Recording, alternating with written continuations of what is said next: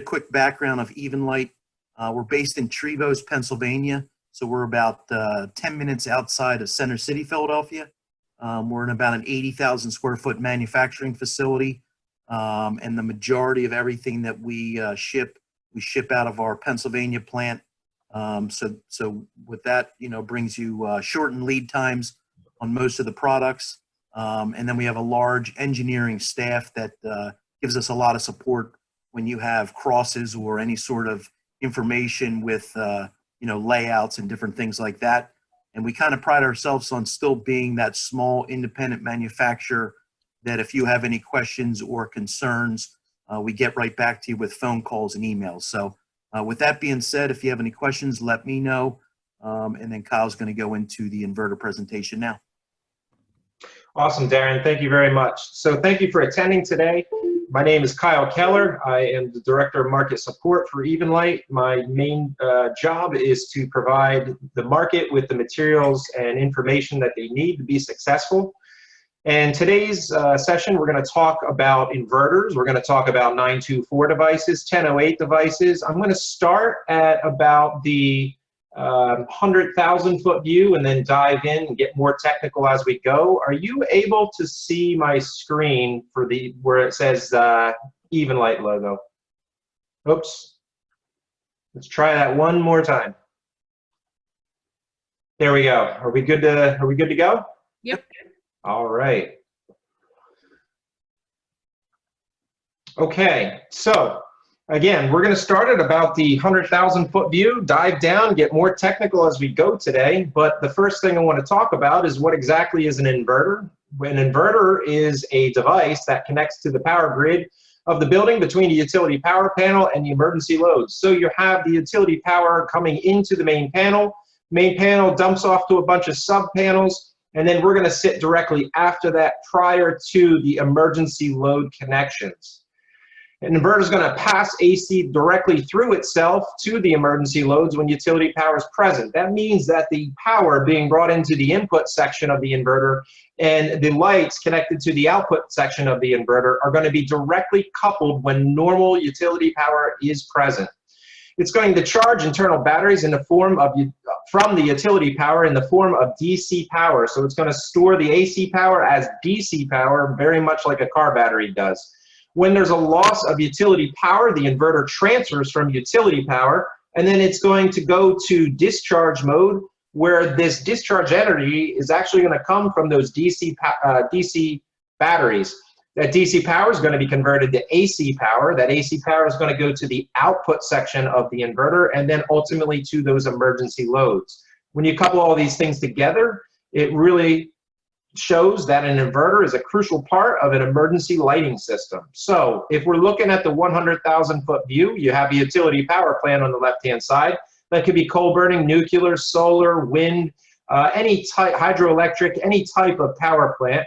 That power is going to be brought into the inverter, and then the inverter is going to be connected to those emergency loads, which are the commercial fixtures. Now, I mentioned before about a battery string. That battery string is located at the bottom of this inverter, and then the AC power comes into it, goes through the transformer, and the inverter section gets converted to DC power and gets stored in these batteries. However, once you lose power, that DC power that's stored in this battery string is going to be reversed, go back the opposite way through the inverter and transformer section, and then that DC power is going to get converted back to AC power right here in this section, and then ultimately go up to the output section to our output breakers, and then out to the commercial fixtures. The main takeaway here is a power loss doesn't mean that commercial fixtures go out. They will stay lit because they're deriving power from the inverter, from the batteries in it. I did want to mention real quick, Elena started asking a question about, can we talk about why inverters versus battery packs? The answer is quite simple. When you use battery packs, you are distributing that backup power throughout the facility. There's many reasons why you wouldn't want to do that. For instance, we're going to get into a little bit later about fire code compliance, where you would physically have to go around to each fixture and push a button on each fixture to test it. The other reason would be batteries generally only last roughly about 2 years at full capacity and then have to be changed. When you do have to change those batteries, that becomes very costly to have a maintenance person going around to each fixture, pulling the battery pack out and replacing it. When you use an inverter, you're centralizing your battery backup, and you're basically, instead of having 200 or 300 battery packs strewn throughout the facility in each fixture, you're centralizing all of that battery power to one battery bank to a centralized location. I'm going to get into the advantages of inverters in a little bit, but I thought that that was relevant to discuss here while I'm showing the internals of the inverter. Now, let's talk a little bit about the load output types. So again, I have my utility power plant feeding my inverter. And then you can see on the output side here, I have 3 different types of outputs. I have a normally off, normally on, and a switched output. Note that the normally on output is designated as yellow, which means that that light is on. It's also designated by that green arrow going to that light fixture. So when normal power is present, a normally on output is going to be in the on state. This would be typically called a night light within our industry. This is also going to be typical of any emergency fixtures that need to remain on 24 hours a day, such as maybe a stairwell or an egress location where you need it illuminated at all times. Also, you can note that when normal power is present, a normally off output is going to be normally off. This would be typical of an emergency fixture that only comes on when the normal power is lost. And so a normally off output, again, is off when there is normal power present. The switched output currently is in the off state, but what would happen if I hit this wall switch? Well, the switched output's going to go on. So wall switch on, switched output goes on. There's 2 things to note here. The first thing has to do with this saying switched command, and then I have a yellow and green arrow going to the inverter. I wanted to make sure that you knew that the power that this switched output, this device connected to the switch output, I wanted to make sure that you knew that the power for that is actually being derived from the inverter circuitry and not from the actual wall switch itself. The wall switch is merely sending a signal to the inverter to tell the inverter to turn the switched output on. The second thing that I want to make note of is that I call this a wall switch here, and it very well could be a wall switch, but it's not necessarily a wall switch.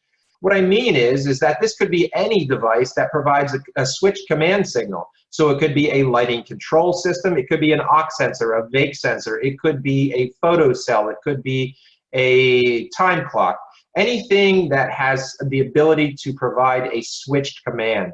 Now, when we lose utility power, note a couple things here. First, the normally off output came on. Again, normally off outputs are going to be on in the emergency state only and not on during normal power. We can see that our normally on output remains on, which would be typical of what we would expect for a normally on output, and that output being remaining on at all times. The switched output also remains on, even if there's a loss of the switch command from our wall switch or control system. The reason that happens is because the inverter has recognized that the normal power is no longer present, which means that we are now in emergency mode. All outputs from an inverter are going to be on during emergency mode. I'm going to switch gears and talk a little bit about NFPA code compliance here. There is NFPA code 101 life safety code is quite lengthy, and there are lots of sections to it. The section that I'm going to specifically talk about is section 793 that relates specifically to the testing of emergency lighting systems. Now let's talk about what an emergency lighting system is. It is the fixture that is providing illumination during an emergency situation. It's also any switches, relays, shunt devices, or transfer switches and inverters that would power those emergency lights. So this code really states 3 things, and if I were to summarize them, I would summarize them as these 3 points. The first point being that an emergency lighting system must be tested once a month for a period of 30 seconds. So if we go back to what we were talking about earlier, if you had battery packs, code requires you to go up to each one of those fixtures that has a battery pack in it and press the button on that fixture and test it for 30 seconds.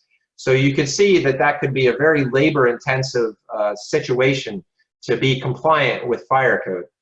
The second thing it states is that an emergency lighting system must be tested for a period of 90 minutes annually. So once a year, you would need to do a full discharge test for the full 90 minutes. Again, getting back to why battery packs over inverters, with battery packs, you would need to go to each fixture and test that fixture for a full 90 minutes. That, again, is very labor intensive. The third thing it states has to do with the recording of this information. So recording of the monthly test, recording of the annual test, and then anytime power fails. The code states that you must record any testing and failures either by paper or electronic record system. So again, with battery packs, you're not going to have an electronic record system. So typically you would have a notebook that you're going to have to manually write all this information out. So why am I bringing this up? With our inverters automatically run the monthly and annual tests. So during the startup phase, we will have a startup technician out on the site working on getting that inverter started up.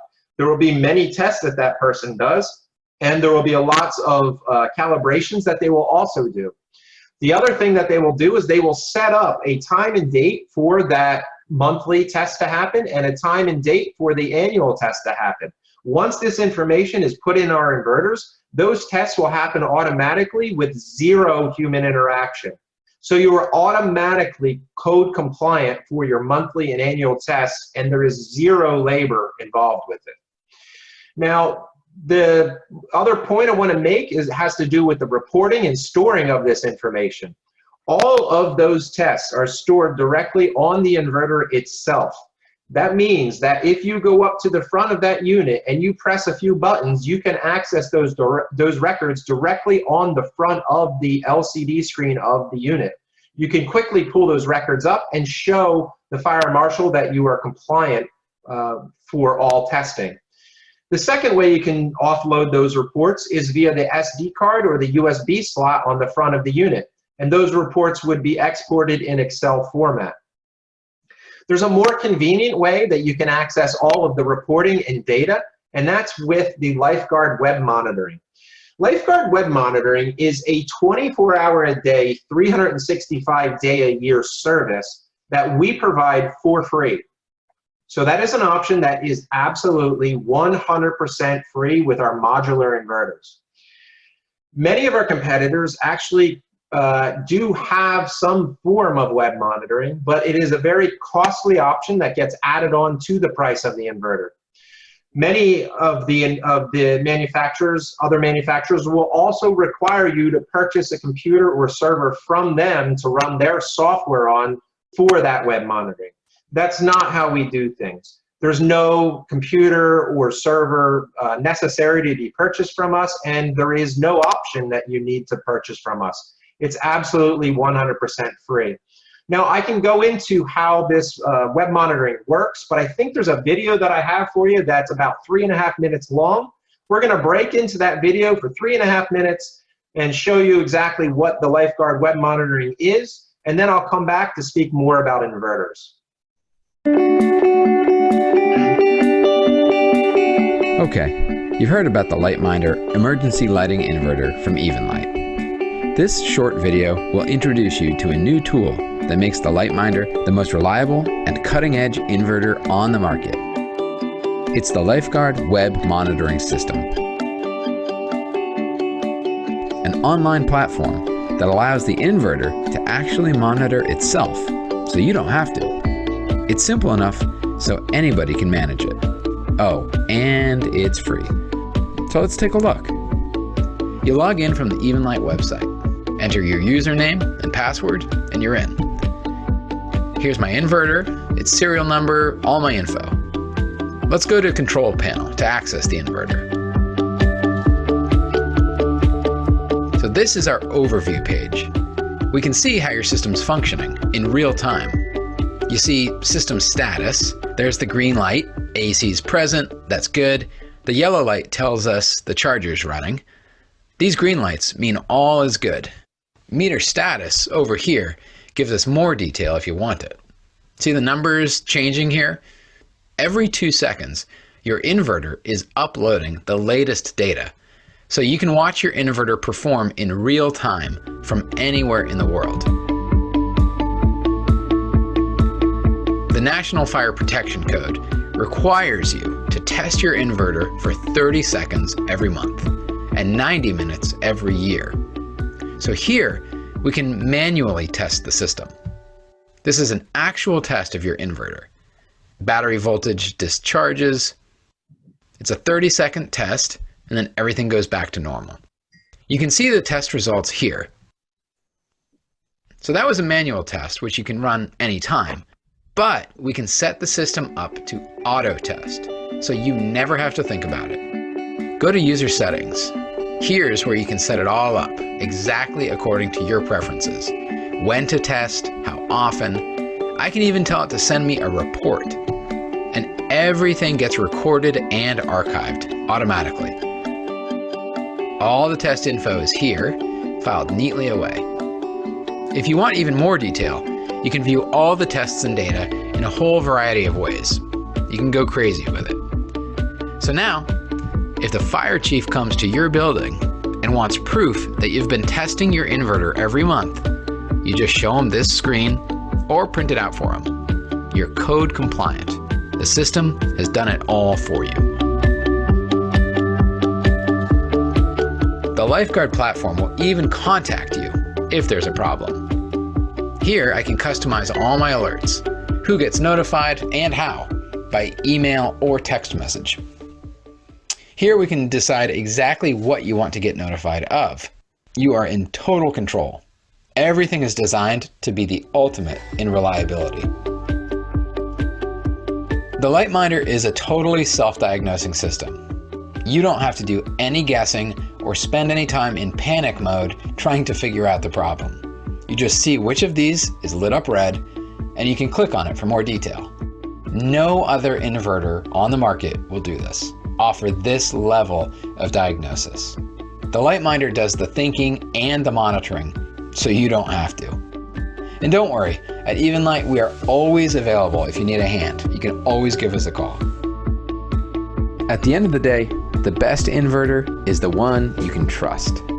And that inverter is the Liteminder Modular Series with the Lifeguard web monitoring system, free, with every Liteminder modular inverter system. No other system comes close.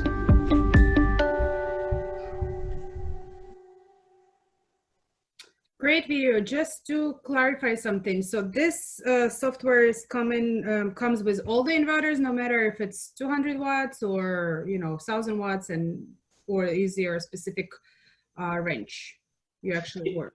Yeah, that's a very good question. So that software comes with the LM Modular series, so our largest of inverters. Unfortunately, it does not come with the other 3 lines of inverters that we sell.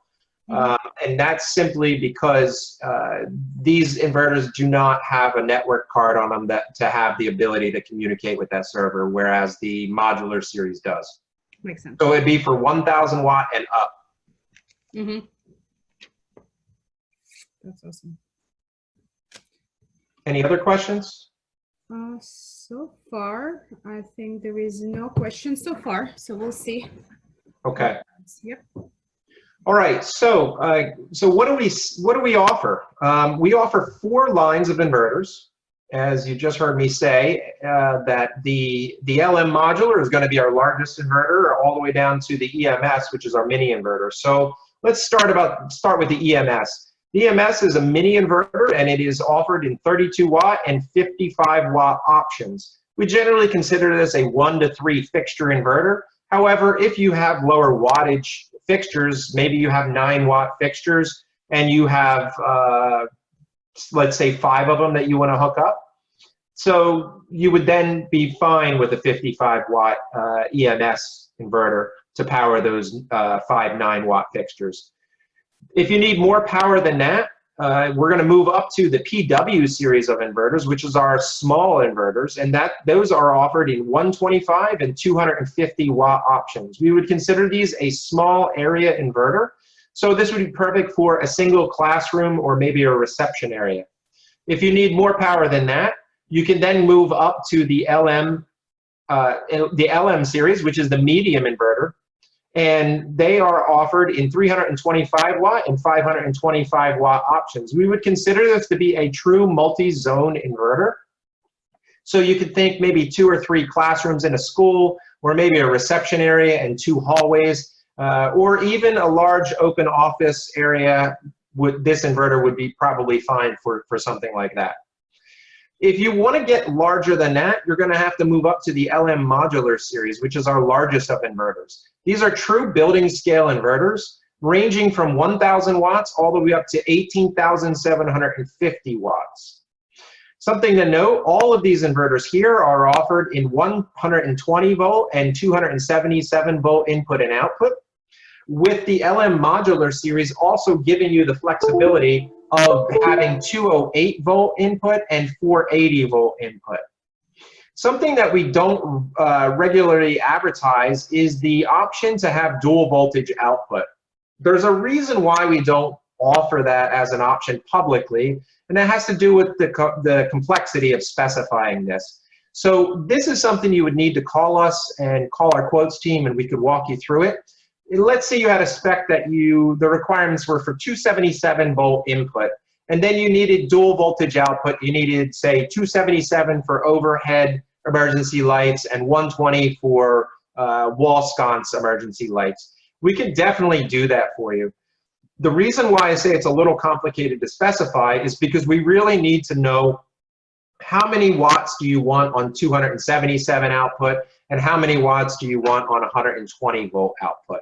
So again, that's something that we can provide. You just need to call our quotes department or email us, and then we can walk you through how to specify that.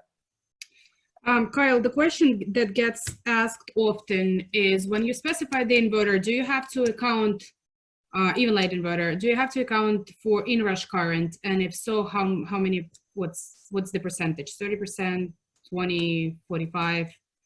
Yeah, that's a really good question. So I'll actually show you, if we have time, I'll be happy to show you the boilerplate spec on our inverters. I'm going to tell you that as a general rule of thumb, when you're specifying the EMS or the PW or the LM series, the number is going to be 80%. So you're going to derate 20% for these inverters. And then with our largest inverters, you're going to derate 10%. So you can specify all the way up to 90% for these. Very good question. The other part of that has to do with inrush current. Right. And the inrush current, I can show you, we are a crest factor of greater than 4, which means that we can withstand up to 400% inrush, which is a massive number. So if you're talking about a 6,000 watt inverter, we can handle a 24,000 watt inrush. So very good question. And I can show you how to access that information on our website. It's all published. We have a very extensive boilerplate spec written up on our website. Mm-hmm. Real quick, when Kyle says derating of the systems, our systems will be able to handle 100% of the load. But what we find in the field is that most of the time a contractor has to add a fixture or two to it, and then that will basically give you the overload. So what we normally tell people is, if you get the connected load, divide it by 0.9 power factor, that'll actually give you the true connected load. So we do have the capabilities of loading them to 100%, but we do tell you to kind of derate it a little bit for the uncertainties in the field. Yeah, and I think Darren's spot on with that. Maybe I should just clarify that. We 100% stand behind loading these up to maximum capacity. So, you know, putting 250 watts on a 250 watt inverter, can you do that? Yes, you absolutely can, 100%. The reason that we state derating has to do with 2 factors. The first factor has to do with what Darren was alluding to, that many times when you have a specification, I've never seen an as-built be 100% accurate to the specification. Something always gets changed in the field. So when we say to derate, one of the reasons that we say to derate has to do with really having that headroom, so that way if, oh, by the way, we need to add a fixture here or add a fixture there, you're not overloading the inverter. That's the first reason. The second reason has to do with the specification of the fixtures. So if you have a 12-watt fixture and it says it's a 12-watt fixture, how many watts does it consume? Well, if you answered 12, you're wrong. A 12-watt fixture consumes more than 12 watts. The 12 watts is really the rating for the output of that fixture. So it's putting out 12 watts. But you have to account for the electronics. So with LED loads, for instance, you have to account for the driver circuitry. So if you have a 12-watt fixture, then that 12-watt fixture really is somewhere close to 16 or 18 watts, with 4 to 6 watts, being consumed by the electronics in that fixture, and then the 12 watts for the output side of that fixture. So again, many times we find that when fixtures get specified, the number for the fixture of the true wattage consumption actually gets ignored, and sometimes people only pay attention to the specification of what is the fixture outputting. So that's the other reason why we say to derate, so that way you can account for the electronics of the fixture also. Makes sense. Thank you. All right, so the Liteminder modular series, the largest of our inverters, the one that has the Lifeguard web monitoring, they are offered in single phase, 2-phase split phase, and then 3-phase. The single phase is offered in 1K or 1,000 watts all the way up to 12.5K. And then the 3-phase is offered in 3K all the way up to 18.75 watts. Something to note, the 1K is going to be in the smallest cabinet. The 1.6 all the way up to 3.2 is going to be in a mid-size cabinet. And then once you get to 4K, that is our largest size cabinet, with the 4, 5, and 6K units being in one single cabinet. So you would have the electronics and the batteries in one single large cabinet. Once you go above that in size, once you get to 8, 8.25, the 10.5, the 12.5, that's actually going to be a multi-cabinet solution. So you would have one cabinet for electronics and one cabinet for batteries. Now, I know in New York City, space is at a premium, so you might not have the footprint to have 2 cabinets side by side. And I'm here to tell you that you're in luck, because you can stack those cabinets one on top of one another, with the battery cabinet being on the bottom and then the electronics cabinet sitting directly on top of it. Something also to note about space, there is no requirement for space left, right, or above our cabinets. So we don't require any space for venting, because there is no venting done out of the left or right side of the cabinet, no venting done on the bottom or the top of the cabinet, and no venting requirements for the back of the cabinet. We do all of our venting directly from the front of the cabinet. Our design employs convection cooling, where you're sucking cold air through the bottom of the cabinet door and then out through the top of the cabinet door. Something also to note, 99.9% of the time, there are 0 moving parts in our design. The only time there is a moving part is when the batteries are fast charging or charging at a fast rate.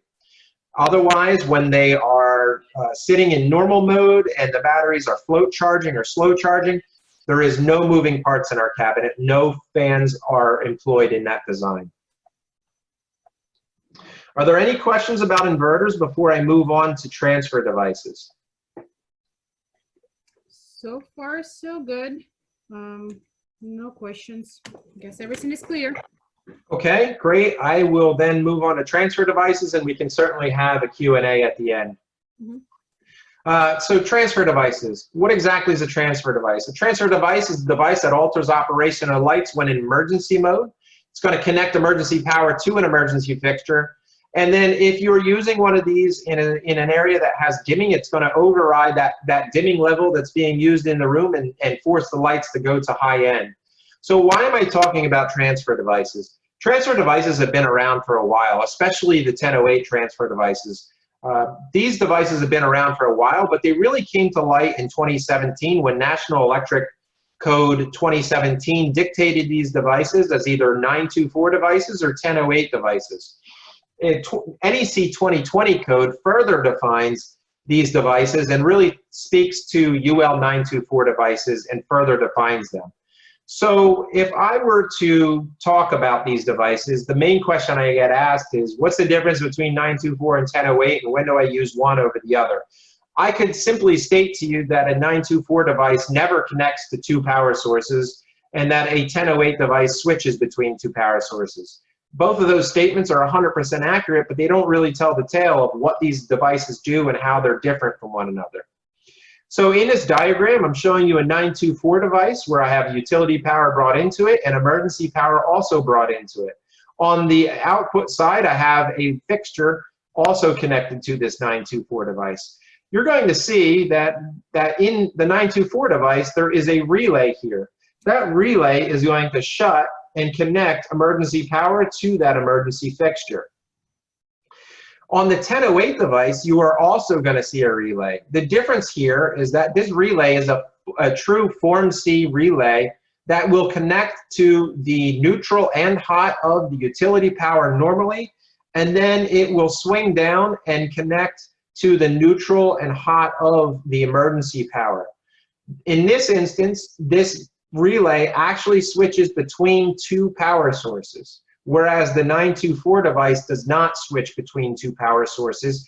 The utility power is brought into this device merely for detection purposes to see whether normal utility power is present or not. So speaking of 924 devices, we have the ELCD 924. That is our device. That is not an OEM device. This is not an LVS device that's rebadged and branded for someone else. This is our own proprietary design. This was designed in-house by our engineering team, manufactured by us, and sold by us. It is UL listed as a 924 device. It's compatible with EvenLite inverters and everyone else's. There's one major difference with ours. We employ zero cross switching. Why is zero cross switching important? Well, with today's lighting loads, with most of them going to being LED loads, those LED loads, the drivers that drive those LED loads are very susceptible to power anomalies. When you employ zero cross switching, what you're doing, I could talk for great lengths about zero cross switching, but to summarize it, what you're doing is you're essentially aligning the sine wave of the AC power to that switch and LED driver to make sure everything's in line with one another. It prevents power anomalies. It prevents two sine waves crossing over top of one another, potentially providing double voltage to a device. So we employ zero cross switching for high compatibility with today's LED loads. There are two options available on this device. The purple wires, these two wires coming out of our ELCD, are the dimming wires, and those dimming wires are compatible with 0 to 10 volt and dolly dimming. If you specify Lutron, it also is compatible with Lutron ecosystem as well. The red wires coming out of our device are what we would refer to as the fire alarm interface. Now, you could certainly take these wires and connect them to a fire alarm system, and that would work beautifully. The other thing you can do with these wires is you could hook these wires up to a lighting control system. So if you have a lighting control system that has a relay output that you want to be able to control whatever is connected to this 924 device, you absolutely could take these red wires and hook it directly to a lighting control system as well. There are flexible mounting options for this device. It's in the form factor of a single gang box, and you could certainly put it in one single gang box by itself in the room. You could also put it in with the dimmer because it employs a Decora style faceplate to match today's architectural designs. You could put it in the dimmer in a 2-gang box. No derating of the dimmer or the 924 device are required to do that. You could also take this device and put it in a single gang box in the plenum space above the ceiling and forget about it. Many flexible options here for mounting of this device. So how does it work? We bring utility power into the device. We bring the normally on output of an inverter also into this device. We're going to have some sort of switching mechanism, and then you're going to have your load. When I turn the switch on, the load goes on. If I lose utility power, note that the load stays on, even if I were to turn off this wall switch or lighting control switch. Because this load is actually deriving the power from the normally on output of the inverter. How this gets wired, you have utility power over here on the bottom left. That utility power is going to supply power to a few things here in this diagram. The first thing is it's going to supply power to the inverter. The normally on output of the inverter will then go up to our ELCD device. We're going to connect our emergency light also to the gray and yellow wires of the ELCD. And then we're going to bring utility power up to the ELCD on the black and white connection. This is being done so that way the ELCD can detect whether utility power is present. If it is present, this LED on the front of the unit will illuminate, signaling that normal power is present. The utility power is also going to go up to our switch, and that could be a switch in the room, a control system, or any type of lighting control. We're going to take that switch top out and bring that into the 924 device. So here's how it works. You switch this switch on, the ELCD is going to detect this switched hot. If it senses that normal utility power is present, it will turn this switch, this emergency load on and off according to this switch. However, if it detects a loss of normal utility power, this LED will go out, it will ignore this switched hot, and it will automatically send this emergency light to the emergency level. This diagram, I'm showing you the same thing, no change in how the devices previously shown were wired. The only difference now is I'm showing you the ELCD with the fire alarm and dimming option. The only thing that changes here is that we now have a dimmer or a dimming panel with the low voltage wires coming out of that, with one wire going directly to our emergency load and then the other wire going in and out of our 924 device. So why exactly are we doing this? If the 924 device senses a loss of utility power on the black and white, or it senses that the fire alarm input is either tripped by a fire alarm or the lighting control system, it will automatically ignore the switched hot from the dimmer or dimming panel. It will then break that violet connection, disrupting the low voltage dimming signal to the emergency light, which will then force the emergency light to the high-end specified high-end emergency level. Now, both of these examples, I showed you an example of a 924 wired directly to one emergency light string. And that may be what happens in the field, but more often than not, we see something like this where we have normal lights in the space along with emergency lights that are either functioning in either only emergency capacity or normal and emergency capacity. We can absolutely use a 924 device for that. The only thing that changes is that your normal lights are going to be wired directly off the switched hot from your switch, and then the power source for those would be normal utility power. The emergency lights are still going to derive their power from the inverter, and then if there is normal power lost, then the normal lights will go out as expected because they're being powered by utility power. However, the emergency lights will go to high end because the switched hot will be ignored because the normal power is sensed as being lost. If I were to show you that with the fire alarm interface and the dimming, again, no change to how normal lights are wired. The 0 to 10 will go directly to them. We're going to T-tap off that signal, go in and out of our device, and then carry that on to the emergency lights. How this works is the dimmer being dimmed up and down will control the normal lights and the emergency lights together.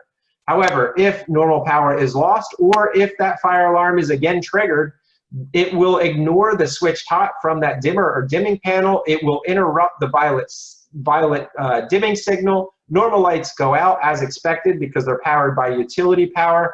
However, the emergency lights will go to high end because they are being powered from the normally on output of the inverter. I mentioned about a 1008 device, and I should stop right here and talk about this device and then why I would use a 1008 over a 924. I forgot to mention that before. So this ELCD 1008 is not an OEM device. This is our own proprietary design, designed in-house by our engineering team, manufactured by us, and sold by us. It is UL listed as a 1008 transfer device. It's compatible with EvenLite inverters and everyone else's. This ELCD is going to be a single SKU unit that has every option built into it. So universal input of 120 and 277. It's going to have 0 to 10 and dolly dimming built right into it. The fire alarm interface is there, configurable as either normally open or normally closed. As a contact closure, you can connect a lighting control system to that, and then this unit is plenum rated. Okay, so what's the difference between using a 1008 and over a 924? I'm not going to say that you're going to use one over the other. You can use one over the other, but there's more to the story than that. So a 1008 device is going to allow you to do 2-wire dimming. So if you have line voltage dimming, you're automatically going to be forced to use the ELCD 1008. Because 924 devices are not compatible with line level dimming. The other reason why you would use a 1008 over our 924 device is because both of them, while both of them are rated as 20 amp devices, we're going to ask you for specification purposes to derate our ELCD 924 down to 16 amps, even though it's a 20 amp device, and that's just for safety reasons. For potential overload of the device itself. The ELCD 1008 employs a 50 amp relay in its design, which allows you to specify all the way up to 20 amps. Our UL listing only permits us to allow to rate this as a 20 amp device, however. So when would you use one over the other? As soon as I'm done with the next 2 slides, I'm going to break into a white paper on these devices where you can see how you can actually use these devices in conjunction with one another as well. So how does this work? You bring utility power into the ELCD. You bring normally on output of the inverter into the ELCD. You have a wall switch or a control system of some sort. You have your normal lights. You have your emergency lights. If I hit the switch on, note that both of these go on and off together. However, if I lose utility power, the normal lights will go out, the emergency lights will stay lit, even if the wall switch signal is turned off, because it's deriving power directly from the normally on output of the inverter. How does this look in a wiring diagram? Normal utility power is over here on the bottom left. That utility power is going to feed a few things here. The first one it's going to feed is the inverter. The normally on output of the inverter will go up to the emergency input on the ELCD 1008. Our emergency load is going to get connected to the load output on the ELCD 1008. And then the utility power is also going to be brought up to the sense input on the ELCD 1008. And again, this is only for sensing purposes. We're going to continue utility power up to our line voltage dimmer or switch, and then that's going to connect directly to your normal lights. We're going to T-tap off of that signal coming off of the line voltage dimmer or switch and bring that into the normal input of the ELCD 1008. So how does this work? If you dim up and down, normal lights and emergency lights will move together up and down as expected. However, if normal power is sensed as being lost on the sense input, your normal lights will go out, and then the relay inside of this unit is going to switch. So under normal conditions, the normal input is directly coupled with the load output. However, once this power loss is sensed, or if the fire alarm input is triggered, it's going to disconnect neutral and hot from the normal input, and then it's going to connect the neutral and hot from the emergency input or the normally on output of the inverter. That is going to be directly then coupled to the load output, forcing the emergency light to high end. I'm going to leave my contact information up there for a minute so that way you can see it and copy it down. The best way to reach me right now is either by email or by cell phone. Question on the line voltage dimmer. Is it the forward phase or reverse phase dimmer, or both? Either or. Either or. Okay. Yep. So far, we don't have any questions. Is it your, this is your last slide? Or do you have a few things to go? Yeah, so 15 minutes in. yeah, what I can do real quick is I can show you where there's more like deeper dive material on our website. Mhm. And where you can find the white papers for these devices. So I know engineers and specifiers always want to see these types of papers. So I'm going to show those to you real quick, and it'll only take a minute to show you on our website. So if you're on our website and you want to see information more about transfer devices, if it's displaying here at that time, you could click on it, you see it just went away and other products are being featured here. You could always go to the What's New tab, or you can drop down the products to transfer devices. If you click on transfer devices, it takes you to the page for 924 relays and the ELCD 1008. If I click on the 924 device, it's going to take you to the page for that device. Now right here are the options. So the ELCD is going to be no dimming or fire alarm. The ELCD-F is adding the fire alarm interface, and then the ELCD-FD adds the dimming and fire alarm interface. There's a lot of information here on the right-hand side. So you have a spec sheet, you have the wiring diagrams that I showed you in the slides. I really wanted to show you this white paper, and this is a heavy read. So this is about a 20 to 30 minute read here. And it goes into the explanation of 1008s and 924s. And then it talks about a bunch of different examples. Those examples are down here. And I just wanted to show you that here is an example of using a 1008 on the back side, on the upstream side, you're using a 1008 to transfer between a generator and normal power, and then feeding an emergency panel with, on the downstream side, you will have a UL924 device on each of the branch circuits. So you're using 924 with 1008. Here's an example of using an inverter powering an emergency panel using multiple 924 devices. And then the last two examples down here have to do with using a 1008 upstream and a 1008 downstream as a BCELTS device, or using an inverter that is feeding an emergency panel that you're using a 1008 as a BCELTS transfer device, transferring between two-wire dimming and an emergency panel. So there's a lot of scenarios that you could use these devices. The last thing I want to show you has to do with inverters. So if you click on inverters and then you go down to central inverter systems, it'll take you to this page. Click on either of these modular series links. Both of them will take you to it. And then on this page, again, lots of information.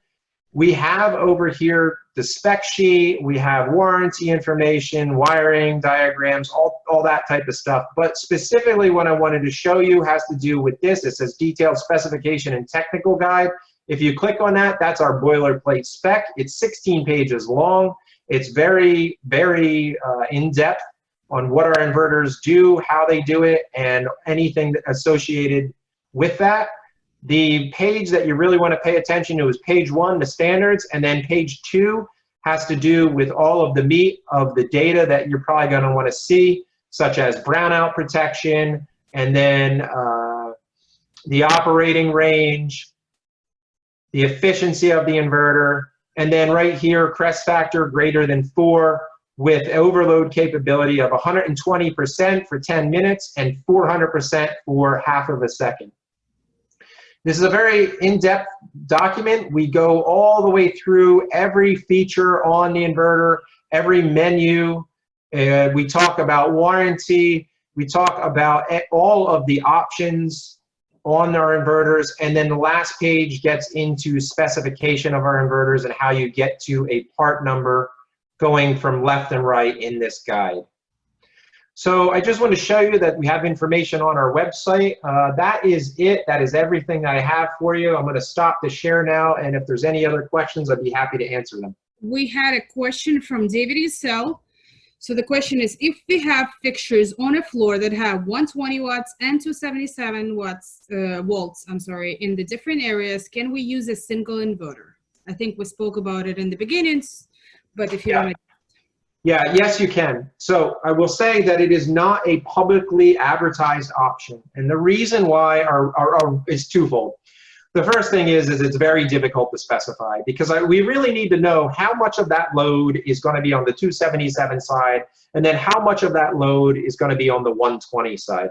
So that's the first thing that's very confusing for people to really, and for us to, quite frankly, to specify. We really need to know those numbers up front. The second reason is it's way more complicated to build. So every single inverter that we manufacture is hand-built by our manufacturing team in Trevose, Pennsylvania. We operate, we are a medium-sized company, but we operate as a small family company. So if you need something special, I have seen instances where we're building an inverter for somebody and it's a 277 inverter, and then we get an emergency call. Oh my gosh, we realize that it's not 277, they only have 120 to feed that. Did you ship the inverter yet? It's sitting on our dock waiting to go onto a truck. We have pulled inverters back from shipping that we're getting ready to ship, and then brought them right back to the line, pulled one of our lead technicians off, made the change right away. It took about 2 hours to change it, got it back to the dock, and literally shipped it the same day. Now, does that always happen? No. Our backlog of inverters is pretty decent right now, but we are at a very good time period for us where we are able to meet a 4 to 6 week fulfillment of orders to site. So that being said, I just want to go back and state that yes, we can do dual voltage output. We really need you to communicate with us and get in touch with either Darren or I or our quotes team, and then we'll get you the right people to actually help you specify that, and then we would love to help you. We generally never say no. I just had another I had a weird specification come through today for a military base, and it's something that we've never done before. Talked to the owner of the company, and he said, yeah, we've actually tested that scenario out here, and we can certainly do that for them. And we are doing a custom solution for a military installation. So we do not like to say no. We like to say yes to everybody.